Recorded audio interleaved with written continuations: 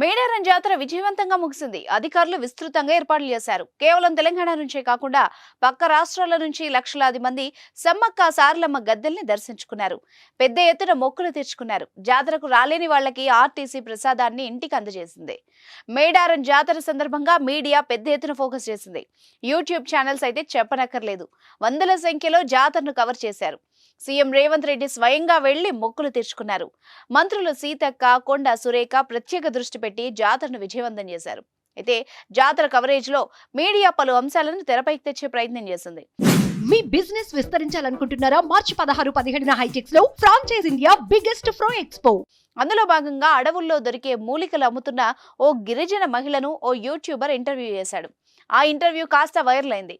ఇప్పుడు ఆ మహిళ జైలు పాలైంది. ఆ వివరాలు ఇప్పుడు చూద్దాం. మేడారం జాతరలో యూట్యూబర్ కు ఇంటర్వ్యూ ఇచ్చిన మహిళ తన దగ్గర అడవి జంతువులకు సంబంధించిన వస్తువులు ఉన్నాయని చెప్పింది. దీంతో ఈ వీడియో వైరల్ కావడంతో ఇది చూసిన ఫారెస్ట్ అధికారులు వైల్డ్ యానిమల్స్ యాక్ట్ ఉల్లంఘించారంటూ ఆమెను అరెస్ట్ చేశారు. ఫారెస్ట్ అధికారుల కథనం ప్రకారం భూపాలపల్లి జిల్లా గణపురం మండలం చెంచు కాలనీకి చెందిన లక్ష్మి ప్రకృతి వైద్యం చేసేది. మేడారం జాతరలో వనమూలికల షాప్ పెట్టుకుంది.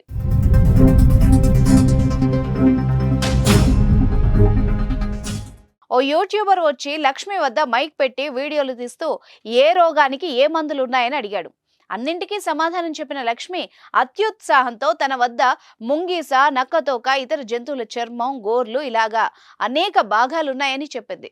ఇది తర్వాత యూట్యూబ్ లో అప్లోడ్ చేయడంతో వైరల్ అయింది.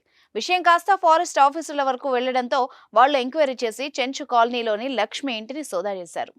అక్కడ వాళ్ళకి అటవీ జంతువుల అవయవాలు, వస్తువులు దొరకడంతో సీజ్ చేసి ములుగు రేంజ్ ఆఫీస్ కు తరలించారు. లక్ష్మిపై కేసు నమోదు చేసి అరెస్ట్ చేశారు. Mulugu DFO Rahul Kishan Jadhav wild life అధికారులు, సిబ్బందిని అభినందించారు. కేసును ఫారెస్ట్ మొబైల్ పార్టీకి అప్పగించారు.